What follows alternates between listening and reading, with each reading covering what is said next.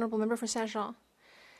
Well, Madam Speaker, we should not expect to see Donald Trump water down his threats of mass deportation. In fact, yesterday in an interview, he said he would take action regardless of the cost of the American economy. So there's a high risk of a wave of migration towards our borders.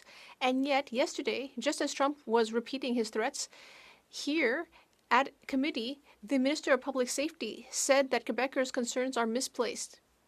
And he said he wouldn't do anything unless there is a crisis. But is it really misplaced to want to avoid another Roxham Road crisis? The Honourable Parliamentary Secretary to the Minister of Agriculture and Agri-Food. Thank you, Madam Speaker. I'd like to thank my colleague for her question. As the Minister of Public Safety said yesterday, whether it be the RCMP or the CBSA, they have operational plans for all contingencies, and we can reassure this House that our borders will be protected. The Honourable Member. Well, while the federal government is still sleeping at the switch, people are organizing at the border, but not the government. Criminal human smuggler networks. They are already the ones pulling the strings at the borders, taking advantage of lack of RCMP resources. They were exploiting asylum seekers during the Roxham Road crisis, and today they are still exploiting people who are trying to migrate from Canada to the U.S. When Trump won the election, they got out the champagne because they are getting ready for a wave of migration. When will the federal government follow suit and start getting ready? The Honourable Parliamentary Secretary. Thank you, Madam Speaker. Now, of course, this government is always prepared to ensure that our borders are protected. The RCMP has operational plans in place to face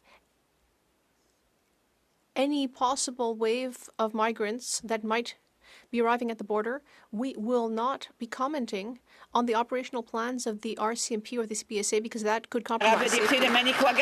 The Honourable Member for Manicouagan.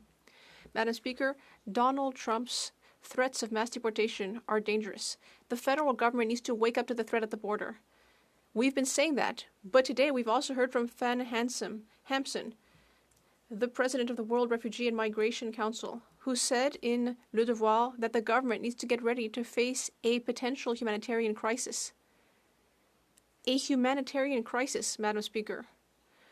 What is the government waiting for? There is going to be a potential humanitarian crisis. The government needs to wake up and increase its presence at the border. The Honourable Minister. Well, we need to calm down, Madam Speaker. The Bloc Québécois is constantly telling us about scenarios that are not currently in view. Our border services have a plan, and they will continue to have a plan to protect our borders.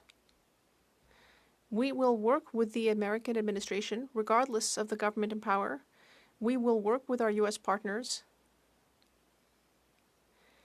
And the Bloc Québécois should stop trying to scare people. The Honourable Member. If the federal government doesn't do anything, dark days will be awaiting both asylum seekers and Quebecers. There may be a wave of people crossing the border illegally while being exploited by criminal groups, and they may have to wait under dangerous circumstances for 2 weeks before being able to request asylum, and then they'll discover that Quebec no longer has the capacity to offer services and that the provinces are refusing to help. This is a looming crisis. When will the federal government wake up and do something to prevent this? The Honourable Minister. Madam Speaker, not only do we have the necessary plans to secure our borders, but we are also working closely with the government of Quebec, of course.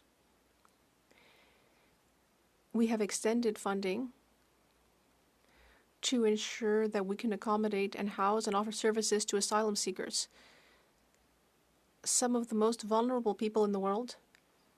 The Bloc Québécois is constantly talking about immigration because they have discovered that it's something that can help them gain political favor.